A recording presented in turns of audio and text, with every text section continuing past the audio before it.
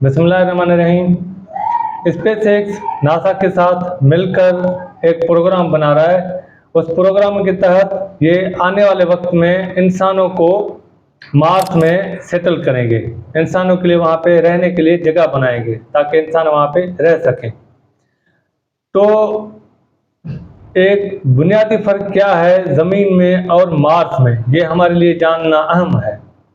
तो पहले सबसे एक बुनियादी फ़र्क जो ये है कि अगर आप मार्स में रात के वक्त आसमान में देखोगे तो आपको वहाँ पे 2 चांद नज़र आएंगे।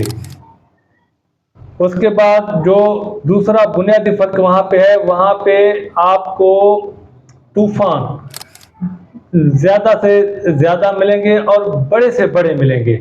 वहाँ पे कभी कभार ऐसा भी होता है कि एक तूफ़ान सारे मार्स में घूमता है। मतलब कि अगर वहाँ पे कोई इंसान सेटल हो जिस तरह ज़मीन में है तो वो पूरे दुनिया में तबाही कर दे एक तूफ़ान, वो इस तरह का तूफ़ान वहाँ पे होते हैं।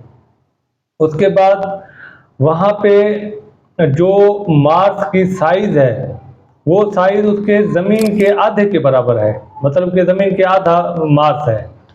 और फिर उसके बाद वहाँ का जो दिन है वो दिन 24 घंटे और 37 मिनट का है, मतलब कि ज़मीन के दिन से 37 मिनट बड़ा है। फिर वहाँ का जो साल है वो ज़मीन के साल से दुगना है। ज़मीन पे एक साल 365 दिन का है, मार्स में एक साल 669 मतलब कि 669 दिन का होता है। और फिर अगर किसी को अपना वज़न कम करने का कोई इरादा है ज़मीन में, तो कोई डॉक्टर, कोई हकीम इस तरह के बंदे के पास आप ना जाएं, इसके नुस्खे आप ना लें। जैसे ये स्पेसएक्स और नासा का प्रोग्राम कामयाब जाता है तो वज़न कम करने का चुटकियों का काम हो जाएगा। वो कैसे? वो आप जस्ट नासा में पहुंचोगे तो 100 किलो का बंदा वहां पहुंचते ही 38 केजी का हो जाएगा। इतना ज़्यादा वज़न में फ़र्क आ जाता है। वो क्यों? वो इसलिए कि वहाँ पे जो कशिश है मट्टी में, वो मट्टी में कशिश ये ज़मीन के हिसाब से बहुत कम है। उसके बाद फिर वहाँ पे जो सबसे बड़ा हमारे यहाँ पहाड़ है वो कौन सा है? वो है माउंट एवरेस्ट। लेकिन माउंट एवरेस्ट से भी 3 गुना ज़्यादा बड़ा वहाँ पे पहाड़ है मार्स में, जिसका नाम है ओलंपस मोन्स।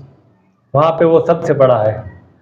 और फिर उसके बाद वहाँ पे मार्स में जो गर्मी है वो हमारे यहाँ ज़मीन में सबसे ज़्यादा, जो हम ठंड बोलते हैं ना, बहुत ठंड जो हमें नॉर्थ पोल और साउथ पोल में, अंटार्कटिका और आर्कटिक में मिल रहा होता है, वो वहाँ पे मार्स में आम है। हर जगह पे ये इतना ठंड है ही है, मतलब कि वहाँ पे ठंड है -60 डिग्री। तो इतना ठंड वहाँ पे है। वहाँ के जैसे मैंने आपको बताया मौसम तो वहाँ का बिल्कुल ही ख़राब है। ख़राब इस सिलसिले से वहाँ का मौसम बिल्कुल सख्त है। सर्दी तो बहुत है, अगर गर्मी का मौसम हो तब भी वहाँ पे सर्दी है। और फिर जो हवाएं चलती हैं भाई, वो हवाएं भी इस तरह के, वो हवाएं वहाँ पे तूफान आना कोई नई बात नहीं है, मामूल का काम है तूफान का आना मार्स में।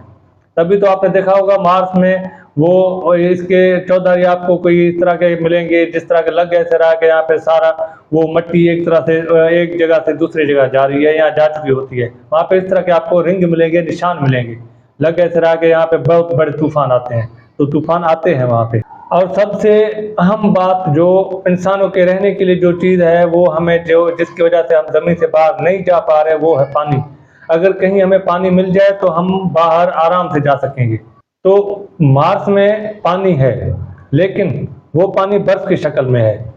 इसके लिए इलान मस्क ने एक अपना, वो कोई साइंसी नज़रिया उन्होंने नहीं दिया, लेकिन उन्होंने एक नज़रिया दिया कि अगर हम मार्स में एटम बम चलाएं, एटम वहाँ पे छोड़ दें, तो एटम बम की गर्मी की वजह से वहाँ पे जो बर्फ़ है वो उनके पोल में वो बर्फ़ पिघलना शुरू हो जाएगा।